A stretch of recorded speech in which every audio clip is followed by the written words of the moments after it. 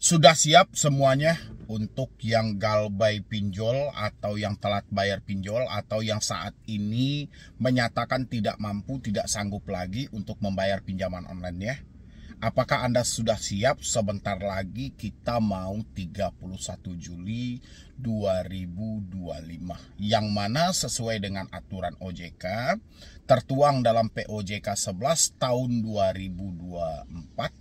Ini resiko mau ditingkatkan karena ini mau diseriuskan teman-teman semuanya gitu loh. Dan kedepannya ya, pinjol tidak sembarangan lagi memberikan pinjaman dan pinjol harus lebih teliti lagi dalam mencari si borrower mereka atau calon si nasabah mereka. Dan untuk Anda yang mengalami telat-telat bayar tanpa kecuali, selagi masih di dalam 96 pinjol legal atau yang namanya hari ini adalah pindar resmi dari OJK, nama Anda akan masuk ke dalam daftar hitam bagi yang telat, apalagi tidak mampu. Itu akan ada ranking-rankingannya nanti, apakah itu ranking 1 atau call 1, call 2 sampai call 5. Yang mana sesuai dalam keterangan dari POJK 11 tahun 2024,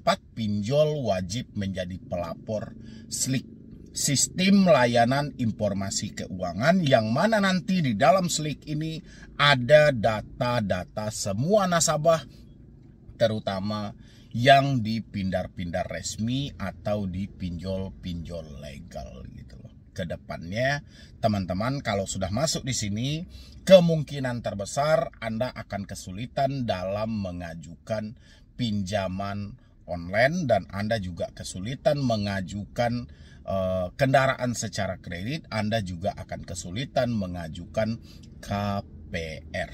Itu minusnya. Negatifnya ada di sana. Teman-teman sudah mempersiapkannya semuanya atau masih sibuk hari ini galbay di sini aman, galbay di sini aman? Itu tidak akan habis-habisnya. Tidak akan pernah berakhir. Selagi Anda masih mencari, ini gimana bang? Aman gak nih kira-kira kredit pintar, EasyCash, ada pundi dan segala macam? Ya aman dalam arti Anda ini saya juga kurang paham ya. Amannya itu maksudnya yang seperti apa? Yang jelas kalau sudah masuk ke ranah pinjaman online itu nggak ada yang aman.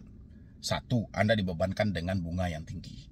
2, Anda dibebankan dengan denda ketika telat bayar. 3, Anda akan ditagih secara terus-menerus oleh debt collector ketika Anda telat bayar. 4, kemungkinan terbesar Anda juga akan diintimidasi dan diancam. Ya.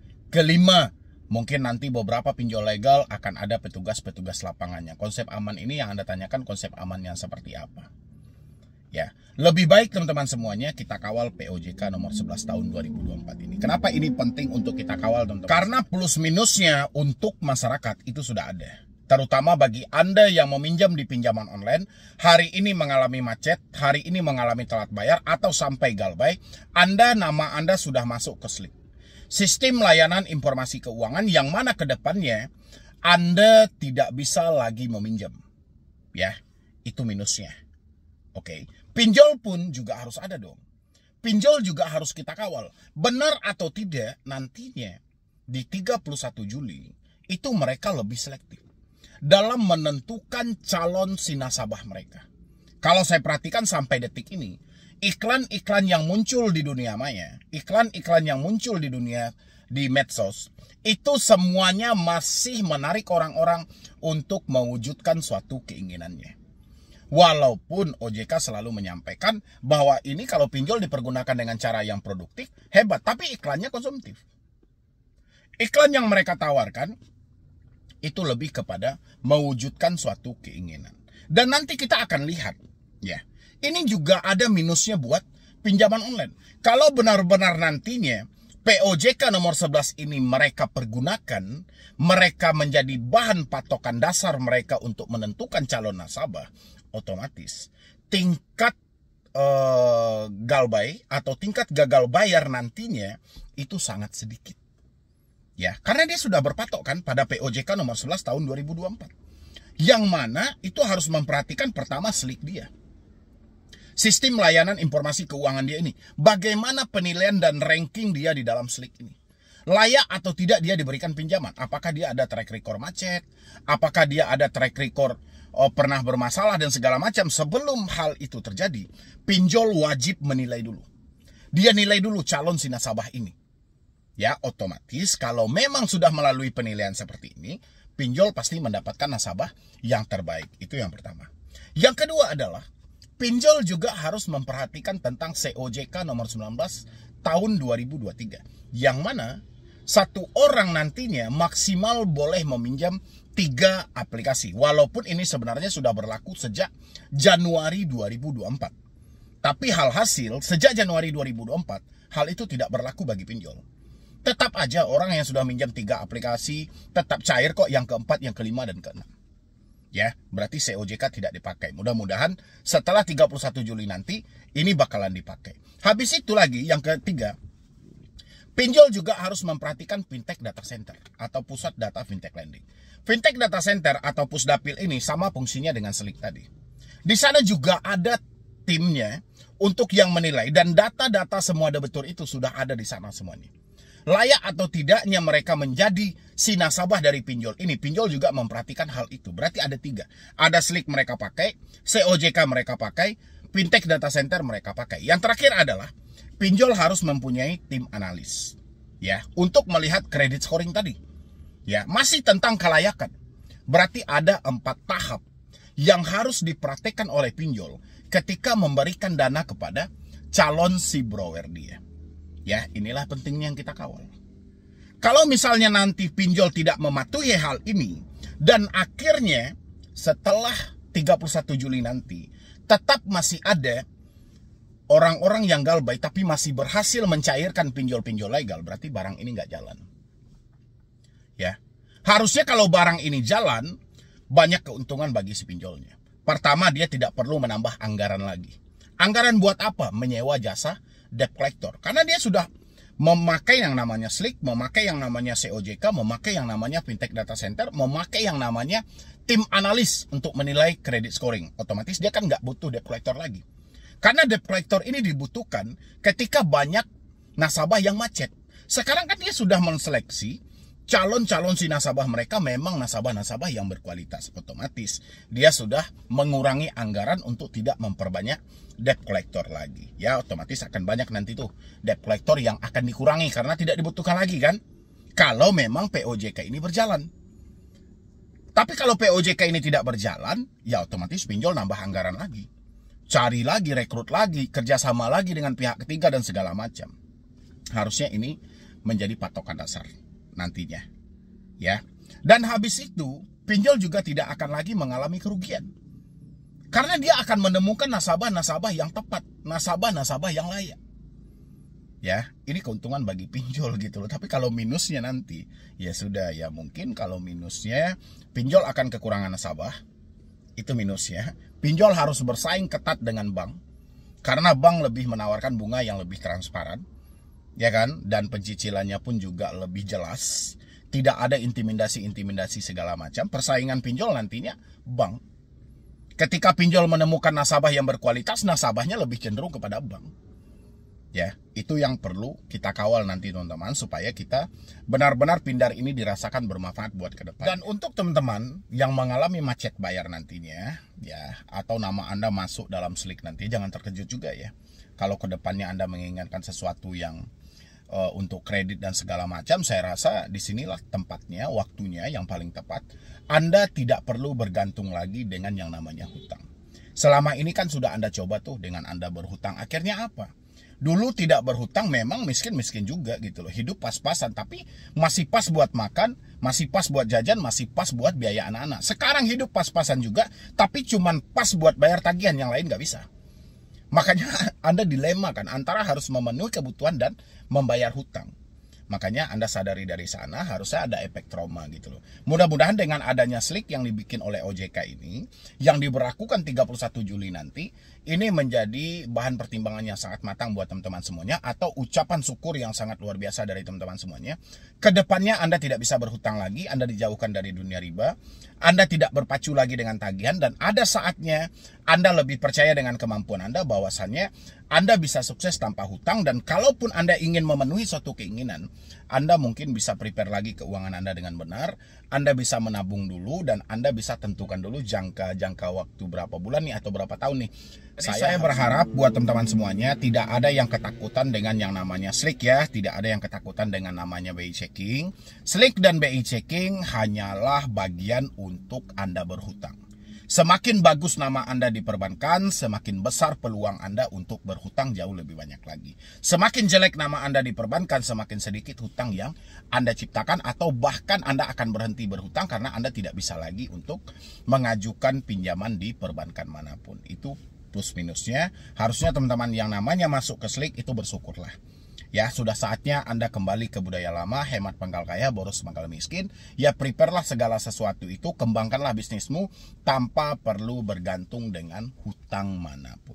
Setuju nggak teman-teman semuanya? Dan di samping itu, ini kita sama-sama kawal ya, sama-sama kawal aturan POJK nomor 11 tahun 2024 ini gitu loh. Karena ini kalau tidak dikawal, kita akan kecolongan. Dan saya yakin banget aturan ini hanya 30% kemungkinan aturan ini akan dipakai oleh pinjol. Tapi 70% pinjol tidak akan memakai aturan ini. Karena kalau pinjol berpatok pada hal-hal ini sesuai dengan yang disampaikan OJK, pinjol tidak akan mendapatkan nasabah. Ya. Justru pinjol itu kenapa dia mendapatkan nasabah? Karena kemudahan tadi, tidak ribet. Tapi kalau sudah seribet ini nantinya, pinjol akan bersaing dengan bank. Ya. Kalau pinjol sudah bersaing dengan bank, ya pinjol pasti kalah. Belum lagi saat ini peluncuran koperasi merah putih. Sudah ada tiap-tiap desa, mudah-mudahan koperasi merah putih itu bisa mewakili supaya masyarakat tidak nyemplung lagi kepada rentenir-rentenir online ini. Setuju nggak teman-teman semuanya? Kalau setuju silahkan share video ini sebanyak-banyaknya supaya di luar sana tidak ada yang perlu ketakutan, tidak ada yang perlu kecemasan dengan yang namanya Slick dan BI checking yang mana akan berlaku nanti di 31 Juli 2025. Ya, mungkin dari saya cuma itu aja. Terima kasih banyak. Wassalam. Yo, assalamualaikum warahmatullahi wabarakatuh. Selamat sore buat teman-temanku semuanya, terutama Anda yang sudah mau mensupport dan mendukung channel ini selalu ya. Karena kita ya mungkin sudah di pertengahan tahun ya teman-teman semuanya, tapi informasi mengenai penghapusan data di pinjol ini masih menarik dari teman-teman semuanya, sehingga banyak hal yang dilakukan supaya data dia hilang di aplikasi itu, aplikasi tidak meneror lagi, bahkan sampai aplikasi itu tidak bisa ngapa-ngapain, tidak bisa melakukan penyadapan di kontak, tidak bisa menghubungi di luar konter, aplikasi juga tidak bisa melakukan akses di handphone kita. Bahkan ada beberapa cara yang selalu disampaikan oleh orang-orang, dan saya juga mau memberikan tanggapan tentang hal itu benar atau tidak. Hal itu bisa mengatasi pertama pencurian kontak dari pinjaman online, habis itu menghubungi di luar konter, habis itu menghentikan akses yang ada di handphone kita, sehingga data-data kontak yang sudah diambil itu hilang, nomor kontak darurat hilang, dan segala macam. Yang jelas kitanya galbay aman. Benar atau tidak, dengan cara kita melakukan settingan sedikit saja itu bisa berefek bagus terhadap kita. Nah, ini buat teman-teman semuanya yang mengalami telat bayar di pinjol-pinjol legal ya, tolong disimak ini baik-baik. Tolong lihat di sebelah saya dulu teman-teman semuanya. Di sini ada salah satu komentar ya. Komentar ini sebenarnya hal ini sudah sering saya dapatkan, sudah sering, bahkan dulu ada rekan-rekan saya juga yang sempat membahas dengan hal-hal yang sama. Tapi setelah saya lihat lagi, saya teliti lagi, ternyata hal-hal ini ya lebih kepada konsepnya nggak nyambung juga gitu, nggak nyambung juga ya. Kenapa nggak nyambung juga saya bilangin? Karena ya buat kedepannya sih oke gitu, tapi yang buat sebelumnya tetap aja ada gitu. Kita bacain dulu ya. Dia sampaikan di sini salah satu komentar terbaik juga ya dari salah satu subscriber saya. Sebelum galbay, setting dulu aplikasi pinjol. Caranya masuk ke pengaturan HP. Lalu pilih manajemen aplikasi, lalu pilih daftar aplikasi, lalu cari aplikasi pinjol, lalu klik. Nanti di izinnya seperti telepon galeri, lokasi, dan lain-lain, semuanya dirubah menjadi jangan diizinkan. Oke. Lakukan berulang kali pada aplikasi pinjol lainnya, insya Allah aman, HP nggak bakalan disadap kecuali nomor yang diinput di aplikasi pinjol. Dan kalau ada telepon dan SMS, email atau WA masuk, nggak usah dibalas atau diangkat. Pasang aplikasi call block. Oke. Tapi dia menyampaikan di sini juga, jujur juga ya, dia menyampaikan di sini bahwasannya nanti di izinnya itu seperti telepon, galeri, lokasi dan lain-lain semuanya dirubah jadi jangan diizinkan. Oke. Lakukan berulang pada aplikasi pinjol lainnya, insya Allah aman. HP nggak bakalan disadap kecuali nomor yang diinput ke aplikasi pinjol. Oke. Jadi kalau dia sampaikan HP tidak akan disadap untuk kedepannya sih oke. Untuk kedepannya ya, ini hampir sama aja dengan konsepnya. Kita cabut nomor, hapus WA, reset HP ke setelan pabrik, mungkin lebih tepat jalannya gitu loh. Lebih tepat jalurnya gitu loh. Aplikasi mereka tidak ada lagi di handphone kita. Daripada ini kan syarat ribet juga gitu loh. Ribet banget gitu kita masuk ke aplikasi, habis itu begini, ya ujung-ujungnya juga di install kan. Tapi buat teman-teman semuanya, seketika orang-orang pasti beranggapan ini lebih kepada konsep untuk menghapus data, menghilang dari pinjolnya itu. Enggak. Ini lebih kita memprepare gitu. Sama dengan rinset. Merinset HP ke setelan pabrik, apakah itu menghapus data yang ada di pinjol? Enggak. Jawabannya enggak. Apa tujuan kita merinset itu? Mengembalikan ke setelan pabrik. Tujuannya kalau memang handphone kita disadap oleh aplikasi, dengan kita mengembalikan ke setelan pabrik, otomatis dia ke setelan awal lagi. Jadi tidak ada aplikasi yang tersimpan, tidak ada segala macam gitu loh. Jadi kedepannya kita pun mau menambah data-data kontak yang ada di handphone kita, kontak baru itu tidak mereka sadap lagi. Tapi kontak yang sebelumnya tetap masih ada. Kalau mereka melakukan penyadapan kontak, tetap masih ada. Ya, jadi hampir sama dengan pola ini gitu. Cuman pola ini lebih ribet aja, dan saya mendapatkan dari teman-teman juga sering bertanya hal ini, benarkah kita hapus izin-izin segala macam itu pinjol tidak bisa menghubungi kita lagi, pinjol kehilangan data kita dan segala macam. Ini biasanya buat teman-teman semuanya, kalau ini kan komentar terbaik dari subscriber saya dan dia tidak ada kepentingan lain. Biasanya kalau bagi si perampok-perampok online, ini bisa diperjualbelikan. Ini mereka bisa perjualbelikan. Jadi dia bikin seakan-akan ini kan lebih ada rentetannya itu. Ini kayak masuk ke aplikasi dan segala macam. Nanti Anda akan diminta uang 200.000, 300.000 untuk hal-hal seperti ini. Padahal cara yang lebih simpel itu ada, teman-teman.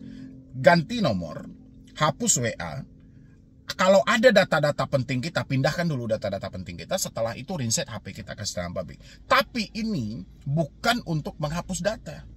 Ya. Ini tujuannya dari kita mulai kita mengganti nomor, kita ada alasan tersendiri loh. Bukan kita ingin kabur juga ya, bukan kita, bang salah nggak nanti kalau kita ganti nomor. Sebenarnya nggak ada yang salah dalam konsep ini gitu. Kita mempunyai alasan tersendiri kenapa kita mengganti nomor telepon itu. Mungkin kita udah capek kan. Gara-gara teleponannya, gara-gara intimidasinya dari telepon gitu, menjadi kita nggak nyaman. Daripada kita terus-terus seperti itu, yang mana kita malah terhanyut, akhirnya kita jadi tidak fokus, kita ambil inisiatif untuk ganti nomor. WhatsApp juga seperti itu. WhatsApp ini paling mengganggu loh. Walaupun dibilangin, bang saya mental saya kuat bang, saya ini mental baja bang, saya sudah didoping berkali-kali, saya sudah mental baja dan segala macam.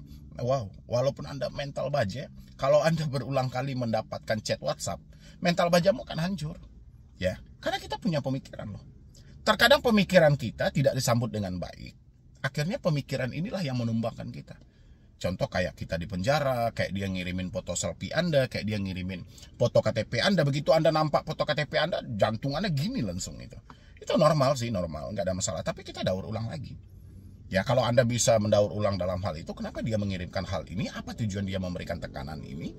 Ya pasti aman-aman aja. Tapi orang yang bermentalnya lemah, walaupun dia sampaikan di awal dia mentalnya baja, mendapatkan hal seperti ini dia gangguan, makanya penting untuk menghapus WA. Habis itu email. Juga sama, email sering dikirimkan PDF, dikirimkan kata-kata bahwa kita akan diproses ke jalur hukum. Makanya poin-poin inilah yang harus kita hapus. Kenapa kita penting memindahkan data dulu? Karena handphone mau kita reset nih.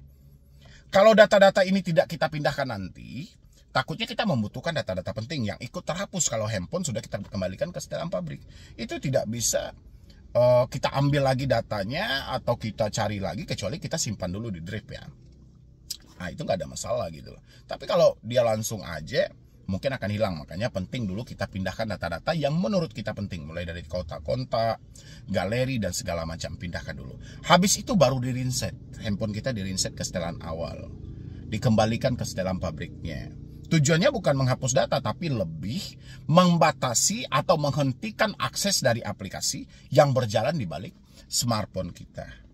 Ya, jadi jangan teman-teman beranggapan masukan-masukan seperti ini masukan yang bagus, tapi terkadang orang yang menerima masukan itu salah arti. Salah artinya itu dia bilang ini lebih kepada penghapusan data dan segala macam. Padahal nggak ada hubungannya dengan menghapus data hal itu. Itu lebih menghentikan sadapan saja. Menghentikan sadapan supaya kita lebih aman aja ke depan. Kalaupun Anda pengen selfie dengan foto lagi, dengan rekan-rekan lagi, kalau misalnya mereka dulu-dulunya menyadap galeri dan segala macam, dengan adanya hal seperti itu dia udah nggak nyadap lagi. Dia nggak nyadap lagi karena sadapan dia sudah terputus. Kalaupun Anda mau nyimpan data-data kontak buat ke depannya, dia pun juga sudah nggak bisa ngambil kontak lagi gitu loh. Ya begitu ya buat teman-teman semuanya tentang settingan-settingan di aplikasi untuk mengatasi supaya kita galbay aman. Dan habis itu lagi yang sering juga saya dengar teman-teman semuanya tentang debt collector yang selalu menghubungi kontak. Ada beberapa orang yang memberikan masukan bahwa kita penting juga untuk mengedit contoh nomor si A. Nomor si A ini nomor belakangnya itu misalnya 321 di belakangnya ya, di belakangnya itu 321. 321 ini kita balik menjadi 123 misalnya gitu. Dengan begitu nanti debt collector kebingungan tuh untuk menghubungi kontak kita lagi. Itu kalau menurut saya pribadi asumsi yang salah teman-teman semuanya. Kenapa saya bilangin itu asumsi yang salah? Ini lebih kepada konten tak konten aja ya, atau istilahnya hitung-hitung uji coba aja gitu loh. Logikanya gini teman-teman, pinjol itu kalau dia pengen mengambil data Anda itu di awal dia ambil gitu. Di awal dia sudah minta akses izin log, akses log. Itu semua panggilan keluar dan masuk itu sudah diambil. Di awal dia simpan ya. Habis itu dia minta akses galeri. Misalnya apa yang paling terpenting dalam galeri itu yang mau dia ambil. Misalnya foto selfie atau foto kamera dan segala macam. Itu sudah mereka sudah simpan. Mereka pindahkan filenya tadi itu gitu. Misalnya mereka minta akses apa lagi nih? Mereka minta akses kontak misalnya. Kontak itu misalnya ada 200 kontak, mereka sudah simpan. Ya. Jadi kalau kemudian hari Anda melakukan perubahan, ya itu hanya sebatas perubahan di dalam handphone Anda aja. Nggak ada hubungannya dengan aplikasi ini. Itu kan masih bisa disambungin dengan logika kita. Handphone kita cuma sebesar ini loh. Sementara sistem mereka itu sebesar apa gitu loh. Apa mungkin handphone kita bisa mengalahin komputer yang ada? Sistem yang mereka rancang. Bahkan mereka ini bermain dengan uang loh. Ya kan, mereka memberikan uang, mereka save data kita dan segala macam. Nggak ada hubungannya, nggak ada ngaruhnya. Handphone kita ya handphone kita, sistem mereka ya sistem mereka. Apapun yang kita lakukan di handphone kita nggak ada merubah di sistem mereka. Ya, yang ada itu mereka akan mengambil data yang baru sih oke-oke aja. Data yang lama tetap tersimpan. Misalnya ada 200 kontak dengan nomor yang ada di awal tadi, tetap seperti itu. Kalaupun 200 kontak ini setelah Anda mengalami macet bayar itu, Anda robah, ya tetap yang berubah itu di dalam handphone Anda aja. Kalaupun mereka pengen mengambil lagi, itu akan disisihkan lagi data itu. Nggak mungkin dia taruh di tempat yang sama. Jadi nggak ada ceritanya kita kayak merubah identitas diri, maksud teman-teman gitu ya. Misalnya ada identitas yang salah terus kita robah langsung dan segala macam. Sistem pinjol nggak seperti itu. Jadi buat teman-teman semuanya, kalau Anda masih menemukan video-video seperti itu, saya rasa logika Anda juga penting di sini. Karena Anda mencari solusi kan? Anda mencari solusi, di samping Anda mencari solusi, cari juga solusi itu yang nyambung dengan logika Anda. Ya, jadi penghapusan-penghapusan data atau pembodohan-pembodohan terhadap pinjol itu nggak akan berlaku dengan cara-cara seperti tadi. Ya, nggak akan berlaku dengan cara seperti tadi. Yang tepatnya itu cuma itu aja gitu loh. Cabut nomor, reset HP, hapus WA, ya udah kembalikan HP kita ke dalam pabrik, masuk dengan nomor baru, udah tenang. Udah, nggak perlu lagi kita hapus-hapus data yang ada di sana, ini segala macam, nggak bisa gitu loh. Kecuali kita yang mempunyai sistem pinjol itu, kita yang mengendalikannya itu bisa aja. Ya, kita tahu nih di mana dia simpan data-data itu semuanya. Kita cari data kita dan kita hapus. Tapi kita yang megang data mereka itu, sistem mereka itu baru bisa. Ya, buat teman-teman semuanya, jadi jangan mau dibodoh-bodohi dengan hal-hal seperti itu. Segala solusi itu nggak ada masalah. Mereka bikin konten seperti ini, menyampaikan seperti ini, menyampaikan hal seperti ini. Itu kan cuma sebatas uji coba aja. Kalau kita buat seperti ini, kira-kira nyambung nggak ya? Dia beranggapan mungkin aplikasi ini update setiap hari. Ya, aplikasi itu memang update setiap hari. Tapi data yang telah mereka ambil di awal, itu tidak akan mengubah data yang mereka ambil berikutnya. Ya, paham ya teman-teman semuanya. Mudah-mudahan dengan sesingkat video ini itu bisa membuka lagi pemikiran teman-teman semuanya. Insya Allah karena kita sudah pertengahan tahun juga hari ini, insya Allah ke depannya supaya teman-teman jauh lebih baik lagi. Kalau memang sudah tidak mampu, ya nggak ada satu orang pun yang bisa memaksa Anda. Risikonya cuma satu, nama Anda tercatat dalam skor kredit bermasalah. Itu berlakunya nanti 31 Juli nanti itu berlakunya gitu loh ya. Itu kalau Anda tidak mampu bayar. Oke, di luar dari itu nggak ada resikonya. Tapi di samping itu teman-teman semuanya, tetaplah fokus bekerja, fokus berusaha, kumpulkan uang Anda. Nanti kalau misalnya kan kita nggak tahu nih, nama rezeki dari Yang Maha Kuasa kan kita nggak pernah tahu. Rezeki itu bisa datang aja dari sisi manapun. Yang jelas rezeki tahu di mana kita dan kita tidak tahu di mana rezeki. Tugas kita cuman ikhtiar dan berusaha. Tetaplah berusaha, tetaplah bekerja, tetaplah berdoa. Insya Allah rezeki itu akan ada. Ya, jadi sekian dulu dari saya, Medi Browning. Wassalam.